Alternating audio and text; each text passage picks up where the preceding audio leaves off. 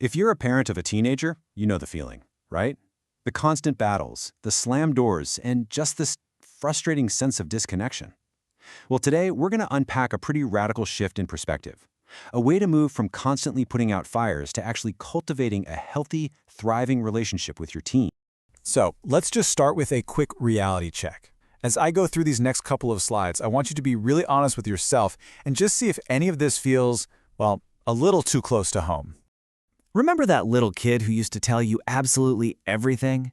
And then suddenly it's like that open door to their world just slams shut, both literally and, figuratively. You're left standing on the outside just wondering what on earth happened to your connection. The phone. It feels like it's become a part of their body, doesn't it? The digital world just seems to have this way stronger pull than the actual family living under the same roof. And every single conversation about it feels like you're gearing up for a battle. And then there's this. The silence. What used to be a place for connection, for warmth, now feels like a battlefield, or maybe at best just a ceasefire zone. You and your child have somehow become the closest of strangers. And if any of that resonates with you, you are definitely not alone. This endless cycle of conflict, you can think of it as the frustrating standoff. As parents, we often find ourselves acting like firefighters. We see smoke, bad grades, phone addiction, talking back, and we rush in with the hose to put out that one specific fire. But the moment one is out, another one just seems to flare up somewhere else. It's completely exhausting, and you start to wonder if you're ever going to get ahead of the blaze. So what if we've been looking at this all wrong? What if the problem isn't really the fire itself, but the environment that it's growing in? This whole explainer is built around a really radical shift in how we see the problem. And that leads us to this powerful and maybe even a little challenging idea. The problem we see in our kid is almost never just about the kid. It's a symptom. It's a signal that something deeper is going on within the family environment, within the very soil they're growing in. Now, I know what you might be thinking right now. That can feel a bit harsh, right? Maybe even unfair. Wait a minute, are you saying this is all my fault? It's a totally natural reaction. But here is the absolute crucial point. This is not about blame at all. In fact, it's the total opposite. It's about empowerment.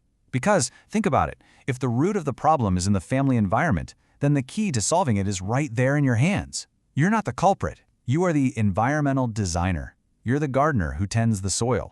Now, to help us really get our heads around this, let's use a powerful framework. We'll call it the family tree model. I want you to imagine your family as a living, breathing tree. This model is going to help us see how all those visible problems are connected to the hidden systems that are supporting them.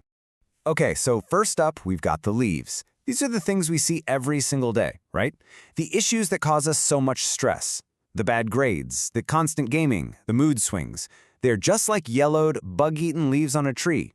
They're the most obvious signs that something is wrong.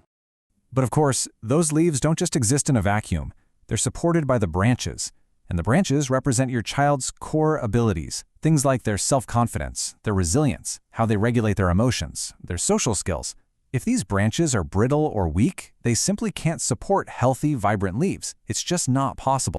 And where do the branches grow from? The trunk. The trunk is the parent-child relationship itself. It's the main channel for all the psychological and emotional nutrients. Now, if that trunk is blocked or twisted by poor communication or lack of trust or just chaotic rules, then those vital nutrients just can't get through to the branches. And finally, we get to the most important part of the whole thing, the roots. The roots are hidden way down beneath the surface, but they determine the health of the entire tree. This is the family atmosphere, the quality of the parent's relationship, each parent's own emotional well-being, and even the parenting styles passed down through generations.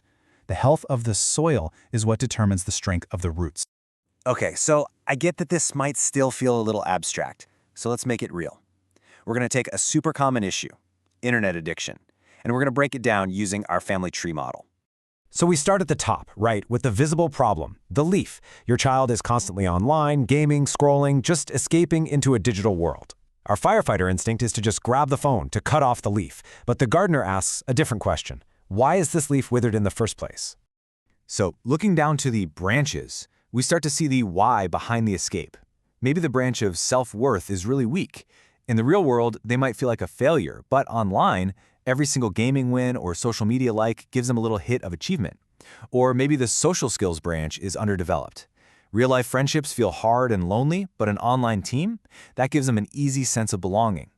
The internet isn't the problem here. It's actually become their solution. So why are these branches, these core skills, so weak? We got to look further down, to the trunk, the parent-child relationship itself. And here, we can start to see the blockages. If our communication is just a one-way street of lectures and criticism, well, that channel for emotional support gets completely clogged. If our time together is kind of present but not present, we're in the same room but we're all mentally on our own phones, that vital connection just starts to wither away. And finally, we trace it all the way down to the roots. Why is the parent-child relationship so strained? Well, a lot of the time it's because the family soil itself is depleted. Constant tension between parents creates this atmosphere of instability. Or a parent who's struggling with their own unhealed anxiety is basically trying to nourish a child from dry, barren ground. Or maybe we just find ourselves unconsciously repeating the same harsh or distant parenting patterns that we experienced as kids. So when you see the whole chain, right from the root all the way up to the leaf, it becomes crystal clear. The child's problem isn't just the child's problem. And this understanding, this is what allows us to make that crucial shift in our approach. And this right here is the fundamental shift. The firefighter is reactive, constantly fighting fires at the level of the leaves. It's an exhausting, never-ending battle against your child. The gardener, on the other hand, is proactive. They turn their attention away from the visible symptoms and they focus on nurturing the roots.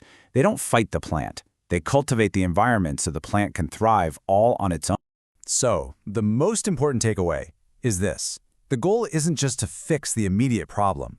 The goal is to stop spending all of our energy trying to tape up broken leaves, and instead turn our attention to nourishing the family roots, improving our own well-being, our relationships, and the overall atmosphere of our home.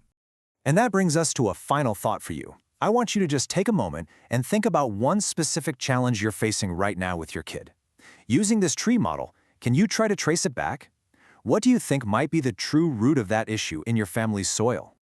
This can be a really powerful exercise, and honestly, it's the very first step to becoming a gardener.